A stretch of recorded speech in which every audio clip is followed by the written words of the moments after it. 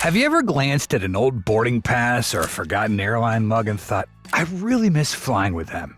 You're not alone. Many unique and memorable airlines in American history have disappeared, leaving behind some serious memories, even if we barely knew them. From legendary giants to no-frills upstarts, these 12 airlines all had a moment in the skies. Be sure to stick around for the last one, because this airline was always happy to see you. Pan American World Airways. If there was ever an airline that showed what flying in style was like, it was Pan Am. American aviation entrepreneur Juan Trippe, yes, that was his name, founded Pan Am in 1927.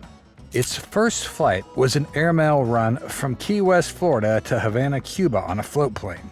From that modest start, Trippe spent the next 4 decades turning Pan Am into the most famous airline on Earth. Pan Am epitomized American innovation.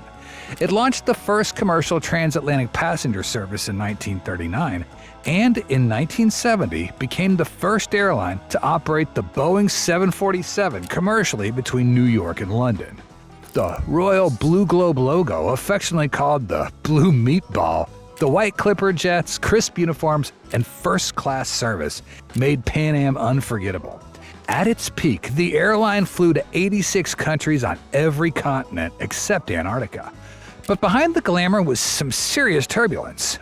Believe it or not, Pan Am never operated domestic routes for most of its history, leaving it dangerously exposed to fuel shocks and competition. Its purchase of National Airlines in 1980 made things worse.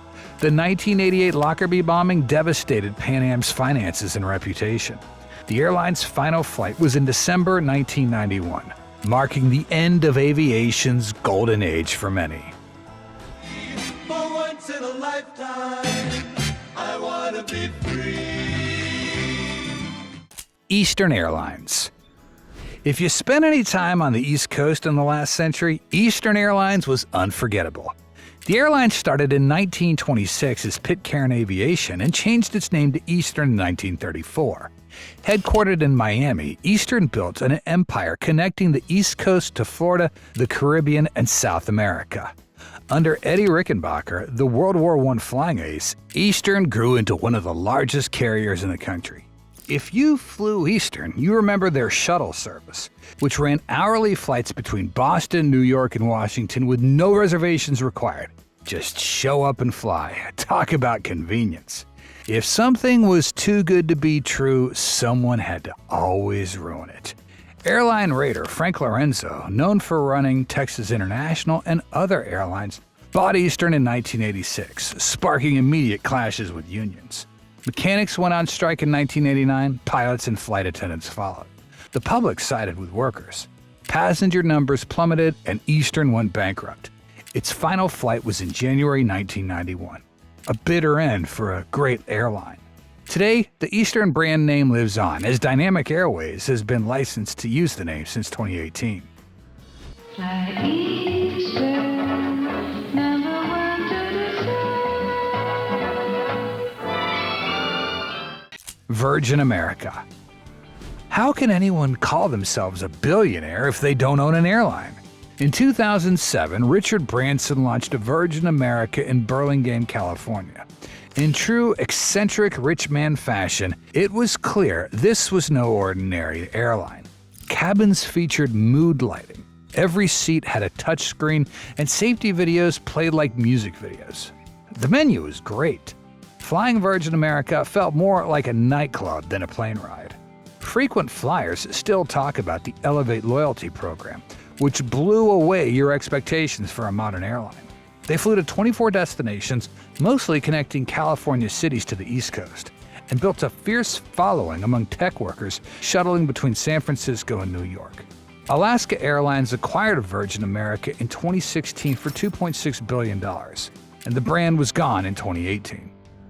Please let us know if you have any questions or need any help. We promise to do everything we can to make sure you have a safe, comfortable flight. Thanks. Pro Air. This scrappy airline believed it could take on the big boys with nothing but convenience and cheap fares. Pro Air started in 1997 out of Detroit City Airport. Not the big one, DTW, but the smaller airport closer to downtown. Founder Kevin Stamper tried to undercut Northwest Airlines with fares as low as $59 each way to New York. General Motors and Chrysler even set up discounted employee programs. It sounded promising, but problems mounted. Detroit City's airport's short runway required plane modifications. Maintenance issues grounded much of the fleet for weeks, and charter flights disrupted scheduled routes. Northwest simply matched Pro Air's fare, giving passengers little reason to gamble on their travel plans. In July 2000, a Pro Air plane at Orlando International clipped its wing on a luggage conveyor belt, prompting an investigation that uncovered numerous safety violations. The FAA grounded Pro Air and the airline filed for bankruptcy just 3 years later. Presidential Airways. This airline had an interesting name, but that's all they had going for it. Founded in 1985 by Harold Hap Peretti, a former People Express executive, Presidential Airways named their Boeing 737-200s after U.S. presidents and operated from Dulles. The initial network included Boston, Cincinnati, Hartford, Indianapolis, and Miami, eventually expanding to 18 destinations by summer 1986. They even served as campaign planes in the 1988 presidential race, ferrying reporters for Bob Dole and Michael Dukakis. Reporters covering Dukakis dubbed their 737 the Sky Pig, which gave you an idea of how slow the plane was. Business wasn't good. To stay afloat, they operated as a feeder airline for larger carriers like Continental Express, Pan Am Express, and United Express. Despite these efforts, they went bankrupt in 1989. And just like that, they were done in 4 years. Ever wonder why our schedules and your business meetings are so much alike?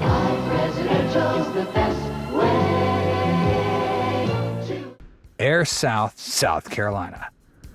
How about an airlines the South can call their own? In 1994, Air South started in Columbia, South Carolina, with a small fleet of aging Boeing 737-200s. The plan was to bring low fares to the Southeast, connecting cities like Columbia, Atlanta, and Miami.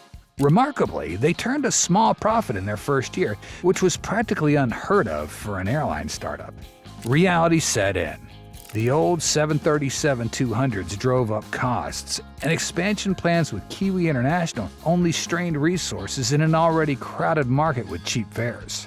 Air South never found its footing and filed for bankruptcy in 1997. Believe it or not, there was also an Air South from Georgia in the 70s and an Air South Alabama that lasted just 2 years from 1981 to 1982. Were these airlines connected? Let us know in the comments. From Miami to Tampa Bay each way from $39. That's just $39. To Atlanta each way from $75 and Jacksonville from $39. Jet throughout the Southeast and save. See your travel agent or call 1-800. Transinternational Airlines. From the Vegas Strip to the Vietnam War, this airline really saw it all. Kirk Kerkorian, the creator of the MGM Grand, founded Los Angeles Air Service in 1947. Initially flying gamblers to Las Vegas, but soon becoming pivotal for military and charter operations, especially during the Vietnam War. The company became Transinternational Airlines in 1960 and went public in 1965. Transamerica Corporation, the insurance giant, bought TIA in 1967 and scaled up the charter and military airlift operations. They flew troops during Vietnam and hauled cargo worldwide. Deregulation in 1978 opened the door to scheduled service, although it was a minor part of their business. TIA rebranded as Transamerica Airlines in 1979. Business was going great until a wage dispute with the pilots' union signaled trouble. Believe it or not, Transamerica responded by launching a second non-union carrier in 1984 and called it, wait for it, Transinternational Airlines. Just 2 years later, in 1986, Transamerica decided to exit the aviation business and attempted to sell Transamerica Airlines. They found no takers, sold off their fleet of planes, and shut down later that year. The second, TIA was sold off separately and went out of business in 1989. Ugh, very messy. These men had made it, and they knew it. They were coming back whole. Hughes AirWest. The man who started it all, Howard Hughes, had already lost control of TWA after being ousted from the company's management. However, he wasn't going to stay out of the airline business very long. In 1968, three struggling West Coast carriers, Pacific Airlines, Bonanza Airlines, and West Coast Airlines, merged to form AirWest. The combined network looked great on a map, but AirWest was an immediate disaster, losing over $20 million its first year. Hughes bought the airline a year later for almost $90 million and named it Hughes AirWest. Every plane was repainted in bright banana yellow with the slogan "Top Banana in the West." The nickname Flying Bananas stuck. The bright yellow airplanes weren't just marketing. In June 1971, a Hughes AirWest DC-9 collided mid-air with a U.S. Marine Corps F-4B fighter jet over California, killing all aboard. The all-yellow livery was adapted to make their planes easier to spot. If you look closer at the tail, you can even spot a stylized blue diamond logo looking like double H initials. The airline expanded to 55 destinations and 200 daily flights. In 1979, a workers' strike ended Hughes AirWest, which was then sold to Republic Airlines for $38.5 million in 1980. A huge loss. The Flying Bananas were gone.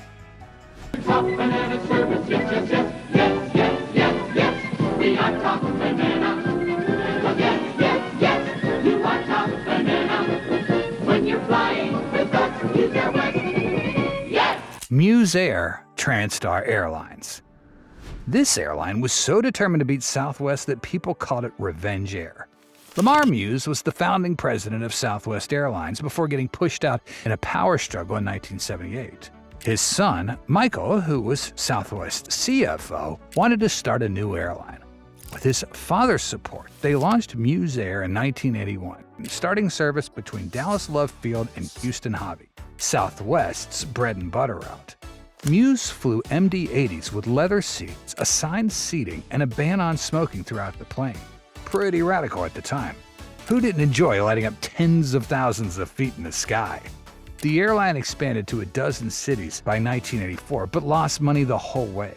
Going toe-to-toe against Southwest was Michael's idea. Being a former CFO, you'd think he'd know better. Southwest bought Muse Air in 1985 and renamed it TranStar Airlines. Continental Airlines just undercut TranStar's fares, and TranStar went out of business in 1987. Southwest CEO Herb Kelleher called Muse Air, or the TranStar experiment, the biggest mistake of his career. The Houston-based airline flew its last flight today from New Orleans to Houston's Hobby Airport. The plane had only 13 passengers on board. In most respects, it was a normal flight, but passengers did get free drinks. The original Frontier Airlines. Long before forest animals painted on its tail, there was the original Frontier Airlines built for the Rocky Mountains. In 1950, Frontier Airlines was stitched together from three small post-war carriers: Arizona Airways, Challenger Airlines, and Monarch Airlines, all flying hand-me-down DC-3s across the Four Corners states. From its base in Denver's Stapleton Airport, Frontier did what the big airlines ignored. It connected the overlooked small mountain towns and places where driving meant hours through snow or desert. Throughout the 60s and 70s, Frontier Airlines quietly expanded, bought Central Airlines, and stretched its reach across 26 states. Like the communities it served, it wasn't flashy, it was rugged and dependable. Then everything shifted. After deregulation in 1978, giants like United Airlines and Continental Airlines entered the Denver market. Prices dropped, competition surged. Frontier couldn't keep up. Losses piled up fast. In 1985, People Express tried to save it, but the damage was done. By August 1986, Frontier was bankrupt and gone. The Frontier Airlines we know today was revived in 1994 by a group of former Frontier executives. A new airline, same spirit, different era. Take off with an old friend. Take off with Frontier. Midwest Airlines. This airline made a bold claim calling itself the best care in the air. You can trace Midwest Airlines' roots to a corporate flight operation run by Kimberly Clark. Yes, the Kleenex Company, which had been flying executives between its Wisconsin headquarters and paper mills since 1948. That airline was called KC Aviation. It wasn't until 1984 that Kimberly-Clark launched Midwest Express Airlines. It was unlike any other airline you've ever experienced. Flights featured 2x2 all-other seating, gourmet meals served on real china, generous legroom, and served freshly baked chocolate chip cookies. Yes, you heard that right. That wasn't first class. That was the entire plane. It was a hit with business travelers. Up until 2010, Midwest won more awards for exceptional service in Condé Nast Traveler magazine than any other U.S. airline. Midwest dropped the Express from its name in 2002, so it didn't sound like a regional airline. In the mid-2000s, Midwest Airlines was highly attractive as a takeover target. Northwest Airlines bought Midwest in 2007. Just 2 years later, Midwest was sold to Republic Airways at a loss of over $400 million. Midwest was folded into today's version of Frontier Airlines in 2010. They continued serving the cookie tradition up until 2012 in favor of in-flight purchase snacks. Oh well. The best care in the air, the best Midwest Express. Pacific Southwest Airlines. This airline didn't just have a smile on its planes. The flight crew and their planes were genuinely happy to see you. If you were in the Navy in San Diego, that made your day. Pacific Southwest Airlines was founded in 1949 by Kenny Friedkin, a San Diego flight instructor who launched what would become America's first serious discount airline. PSA spent most of its life as a California interstate carrier, operating outside federal rate regulation and charging far less than competitors. Military men from San Diego's naval bases called it the poor sailor's airline. Since the late 60s, the smiling nose has been painted on every plane. It became one of the most recognizable aviation logos. Flight attendants in miniskirts and hot pants made flying more fun. After deregulation in 1978, PSA expanded beyond California but never recaptured the old magic. US Air acquired PSA in 1986, and the last flight took off in 1988. The smiles were gone until former PSA mechanics started quietly painting grins on US airplanes as a parting joke. Heading north and heading south in California. I'm grinning 'cause I fly for PSA. There you have it. Do you remember flying on any of these airlines? We'd love to hear your stories in the comments. If you enjoyed this video, and if you haven't seen it, watch 15 forgotten airlines that no longer exist in America.